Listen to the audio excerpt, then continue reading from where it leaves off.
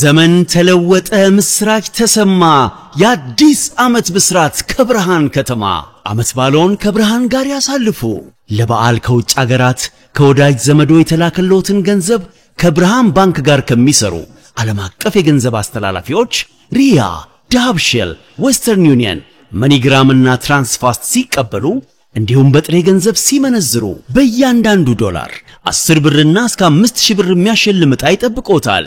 ዕጣው ከደረሰዎትም እዛው ወዲያውኑ ሽልማቶን ተቀብለው በድርብ ደስታ ይመለሳሉ። ወገኖች እድሉ ትልቅ ነውና ዓመት ባሎን ከብርሃን ጋር ያሳልፉ። መልካም እድል፣ መልካም አዲስ ዓመት።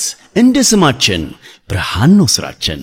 ብርሃን ባንክ ፒኤስጂን ከባርሴሎና ጋር ያገናኛል። ይሄ ጨዋታ በጣም ትልቅ ጨዋታ ነው። በራሱ ብዙ ታሪኮች ያሉት ጨዋታ ነው። ግን በቡድኖቹ ጥንካሬ ጭምርም የሚጠበቅ ነው። እንመልከተኝ ጉዳይ ልክ ነው። በጣም የቻምፒየንስ ሊግ ፍጻሜ እንዲሆን መኘው የነበረ ጨዋታ ነው። እኔ አምና ያው ዘግይቶ ነው የመጣው ይሄ ጨዋታ ግን የደቂቃዎች ልዩነትና የፍራንቼስኮ ቸርቢ ጎል ነው በቻምፒየንስ ሊግ ፍጻሜ ይሄንን ጨዋታ እንዳናይ ያደረገ።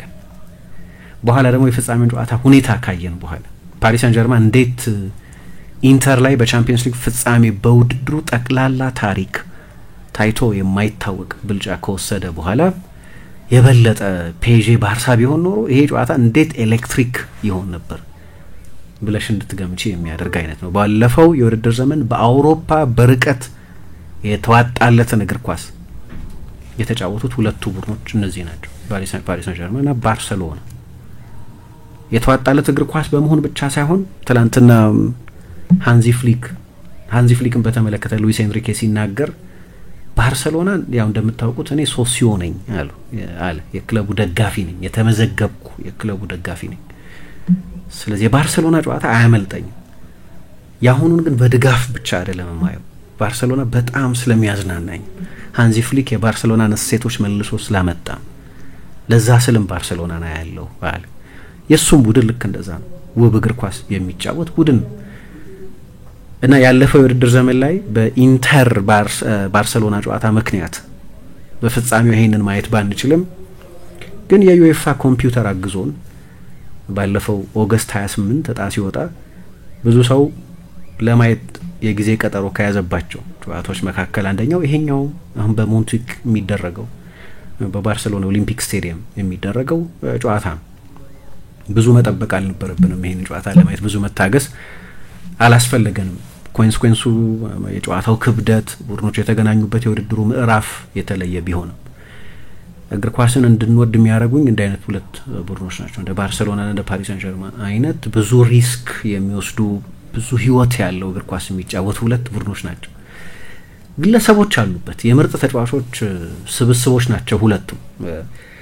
ባለፈው ሳምንት የባሎን ዶር ሽልማት ነበር እና በመጨረሻው 20 ተጫዋቾች ዝርዝር ውስጥ ከተካተቱ ተጫዋቾች መካከል ከግማሽ በላይ የሚሆኑት ለፓሪስ ሳን ጀርማን እና ለባርሴሎና የሚጫወቱ ተጫዋቾች ናቸው። 7 የፓሪስ ሳን ጀርማን ተጫዋቾች፣ 4 የባርሴሎና ተጫዋቾች። ከ20 11ዱ የነዚህ ሁለት ቡድኖች ተጫዋቾች ናቸው። ወይም ከቶፕ 6 5ቱ የሁለቱ ቡድኖች ተጫዋቾች ናቸው። ሳላህ ብቻ ነው በመሃል የገባው የፓሪስ ሳን ጀርማን ወይም የባርሴሎና ተጫዋች ያልሆነ። ሊያውን ፈቃሉና አስፈንጥረው ስለ እግር ኳስ ግንዛቤያቸው መጣጣራቸው አንዳንድ ሰዎች 11ኛ ደረጃ ላይ ያስቀመጡት እንጂ ፔድሪ በዚህ ቶፕ 6 ውስጥ መኖር ነበረበት ነው ማለት ነው። እንዲያው የሚገርም የውድድር ዘመን ነበር ያሳለፈው አምና። ይሄ የውድድር ዘመንም ሲጀምር እንደተለመደው በጣም አስደናቂ ሆኖ ነው የውድድር ዘመኑን የጀመረው። እንዳለ ከ1 እስከ 3 ያጠናቀቁ ተጫዋቾችም የሁለቱ ቡድኖች ተጫዋቾች ናቸው። ኡስማን ዴምቤሌ የባሎን ዶር አሸናፊ፣ ላሚን ያማል እሱን ተከትሎ የጨረሰው ተጫዋች፣ ቪቺኛ ሶስተኛ ሆኖ ያጠናቀቀው ተጫዋች። ግን በጎ ነገር ምን እንደሆነ ልንገርሽ። እኔ ባሎን ዶር ወይ የፊፋ የዓመቱ ኮከብ ተጫዋች በፊት የወርልድ ሶከር ሽልማት የሚባል ነበር፣ ኦንዝ ሙንዲያል በየዓመቱ ይሸልም ነበር። እንደዚህ የግል ሽልማቶች ለኔ ብቻ አይደለም ብዙ ሰው የሚስማማበት ነው። የግል ሽልማት ያን ያህል የሚመስጠኝ ሰው ባልሆንም እነዚህ ግለሰቦች ከ1 እስከ 20 ባለው ስፍራ ውስጥ አጠናቀቁ ብለም ከ1 እስከ 6 ካሉት ውስጥ 5ቱ ከ1 እስከ 3 ያሉት እነሱ ብለም የስታር ዋርስ አይደለም። ይሄ በጣም ውብ የሆነው የሃንዚ ፍሊክ እና የሉዊስ ኤንሪኬ ጂኒየስ እዚህ ውስጥ ነው የሚገኘው። ግለሰቦቹ በግል ሽልማት ውስጥ እንደዚህ ከፍ ያለ ቦታ ቢያገኙ ግን የስታሮች ቡድኖች አይደሉም ሁለቱ።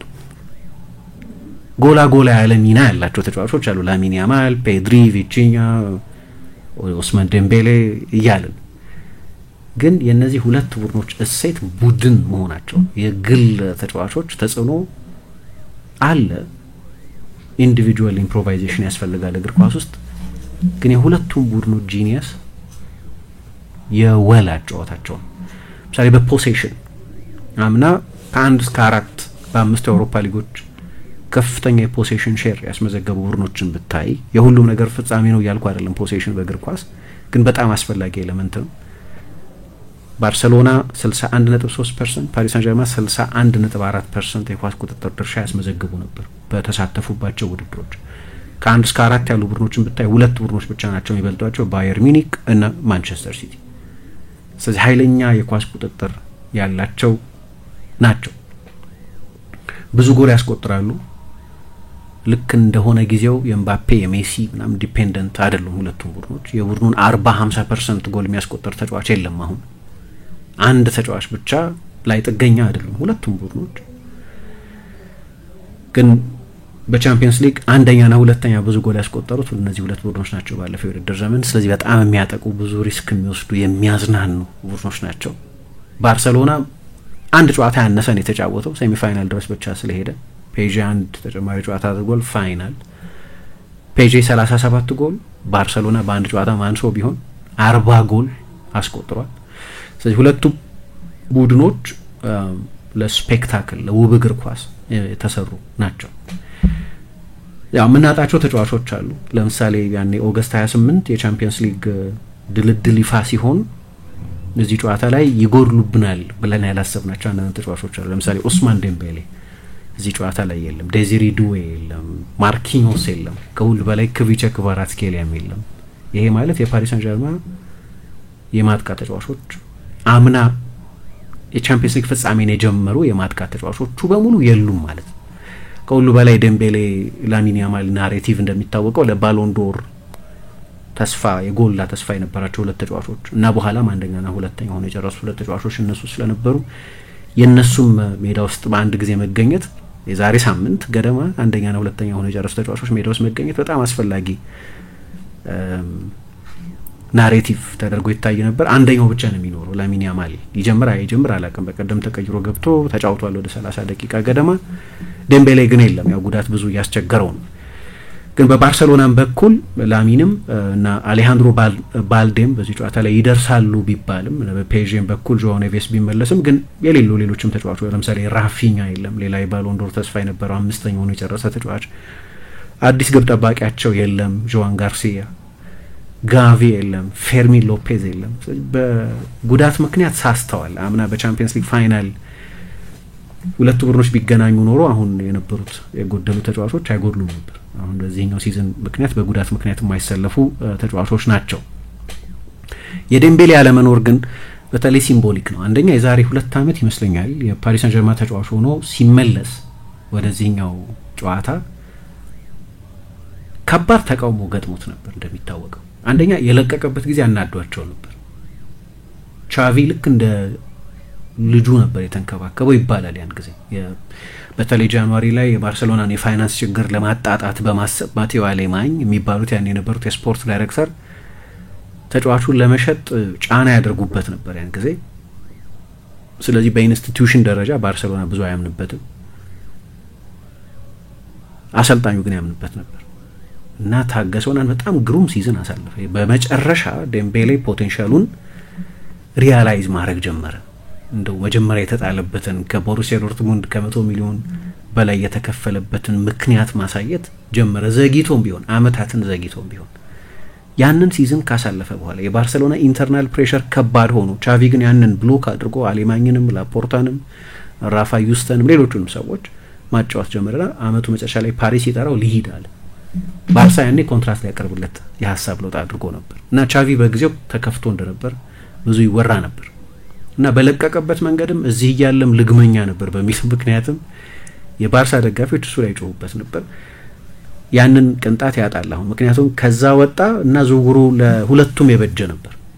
ለሁለቱም ነው የበጀው። ግን ለምን አሁን የባርሴሎና ደጋፊዎች አንድ ላ ፓሪዚያን የሚባለው የፓሪስ ጋዜጣ ያነጋገረው አንድ የባርሴሎና ደጋፊ ሲናገር ምን አለ?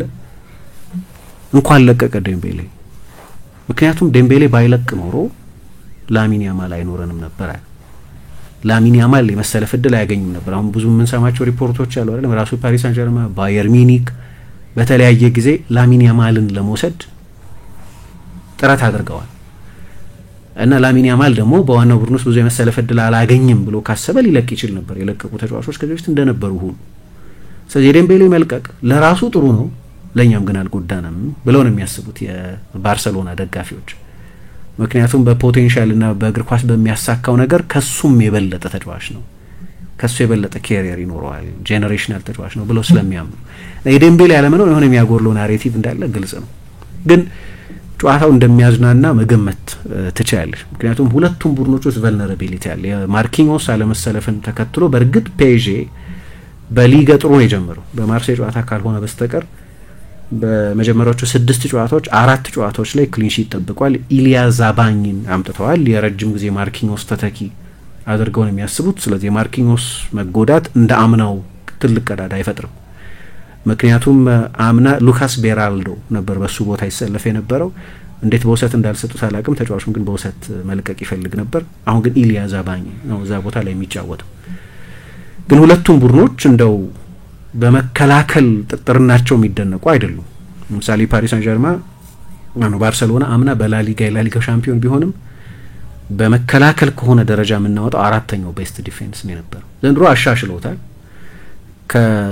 በሰባት የላሊጋ ጨዋታዎች ነው በሁሉም ወደ 7 ጨዋታ 5 ጎል ብቻ ነው የተቆጠረበት በባርሳ ሃይ ላይን። እንደዚህ ግን የባርሳ ሜተድ የሚሆን የፔዤ ሜተድ ደግሞ በጣም አግሬሲቭ በሆነ ሃይ ብሎክ ነው የሚጫወቱት ሁለቱም ቡድኖች። ፓሪስ ሳን ጀርመን ባርሰሎና አምና በ5ቱ የአውሮፓ ሊጎች ወደ መሀል ሜዳ ተጠግቶ መከላከል በመጀመር ባርሳም ፔዤም ከ1 እስከ 5 አሉበት። ስለዚህ ሁልጊዜም በካውንተር ሊጠቁ የሚችሉ ቡድኖች ናቸው። ለምሳሌ ባርሰሎና ባለፈው የውድድር ዘመን ከተቆጠሩበት ጎሎች መካከል 17% የሚሆኑት ከቀጥተኛ የመልሶ ማጥቃት የተቆጠሩ ጎሎች ናቸው። በላሊጋ ከፍ ያለ የጎል ፕሮፖርሽን ወይም የጎል ድርሻ በመልሶ ማጥቃት የተቆጠረበት ቀዳሚው ቡድን ባርሰሎና ነው። ፔዤም ቢሆን ፔዤ ጎል የሚቆጠርበት ከሆነ በመልሶ ማጥቃት ነው ጎል የሚቆጠርበት ብዙ ጊዜ። ሴት ፒስ የመከላከል ድክመት ሁለቱም ቡድኖች አለባቸው። እንደዚህ ግን አስቶን ቪላ ለምሳሌ 4 ጎል ያስቆጠረባቸው ጊዜ በመልሶ 3 ጎል ነው 4 ጎል ያስቆጠረባቸው ጊዜ በመልሶ ማጥቃት ነው ጎል ያስቆጠረባቸው። ሊቨርፑል 1-0 ዛ መጀመሪያ ባሸነፋቸው ጊዜ በመልሶ ማጥቃት ነበር ጎል ያስቆጠረባቸው። ሁለቱም ቡድኖች በትራንዚሽን ጎል የሚቆጠርባቸው ናቸው። ሁለት ግን ኃይለኛ ሪስክ የሚወስዱ ቡድኖች ናቸው። አሁን ለፓሪስ ሳን ጀርመን ትልቁ ጥያቄ ምንድነው? ይሄንን የባርሰሎናን ሃይ ላይን በየትኛው መሳሪያ ያጠቁታል? ትልቁ ጥያቄ እሱ ነው። ጉዳቶች ብዙ ስላሉባቸው አሁን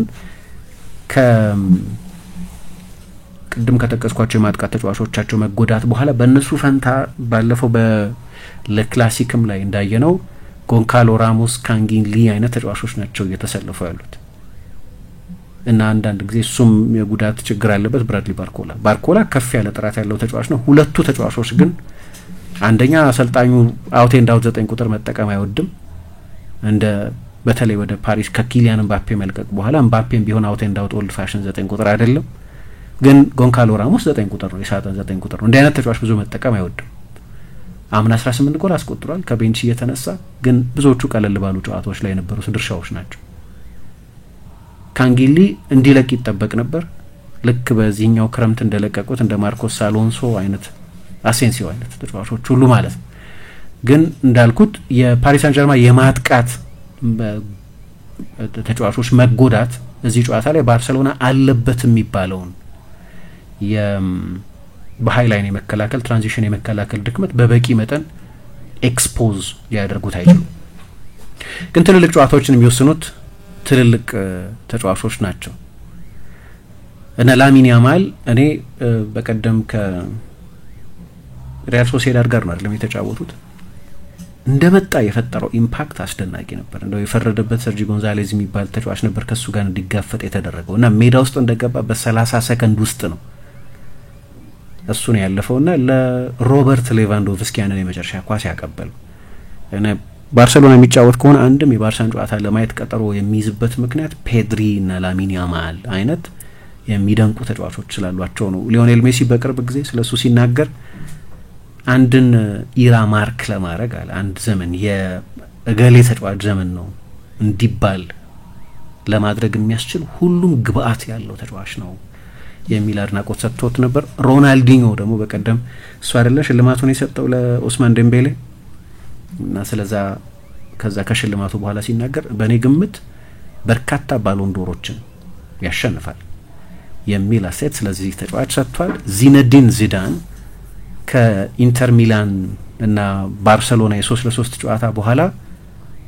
በእኔ የማሰልጠን እና ኳስ የመመልከት ታሪክ በቻምፒየንስ ሊግ የግማሽ ፍጻሜ ጨዋታ እንደዚህ ፐርፎርም ያደረገ ተጫዋች አይቼ አላውቅም ብሏል።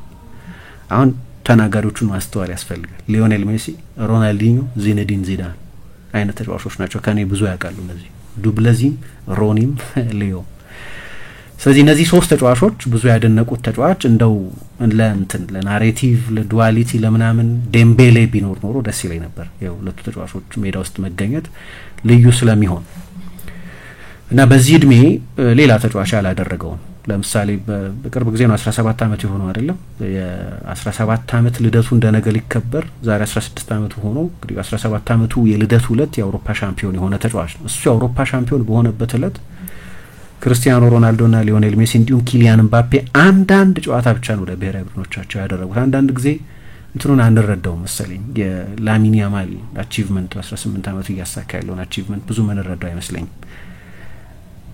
አሁን በ18 አመቱ 23 ጨዋታ ለስፔን ብሔራዊ ቡድን አድርጓል። ሜሲ በ18 አመቱ አንድ ጨዋታ ነው ለአርጀንቲና ያደረገው 43 ሰከንድ ነው ሜዳ ውስጥ የቆየው ወዲያው እንደገባ በቀይ ወጥቶ ስለነበር የመጀመሪያ ጨዋታው በነገራችን ላይ ሜሲ እንደዚህ ነው። በቻምፒየንስ ሊግ አሁን ላሚን ያማል በተጫወተበት እድሜ ክርስቲያኖ የቻምፒየንስ ሊግን ዝማሬ አልሰማም ሜዳ ውስጥ እንደተጫዋች ገና የስፖርቲንግ ሊዝበን ቤንች ላይ ነው ነበር።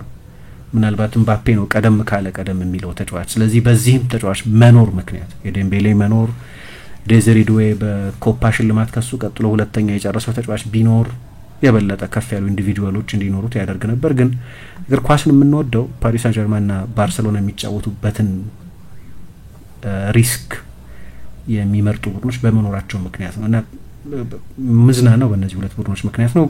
ቻምፒየንስ ሊግ ፋይናል አይደለም ግን ፔዤ ከፓሪስ ሳን ጀርማን ሃንዚ ፍሊክ ከሉዊስ ኤንሪኬ ስለሆነ ብቻ ይህን ጨዋታ ከሁሉም ቀድመን እንድንጠብቀው ያደርጋል። ዘመን ተለወጠ፣ ምስራች ተሰማ፣ የአዲስ ዓመት ብስራት ከብርሃን ከተማ።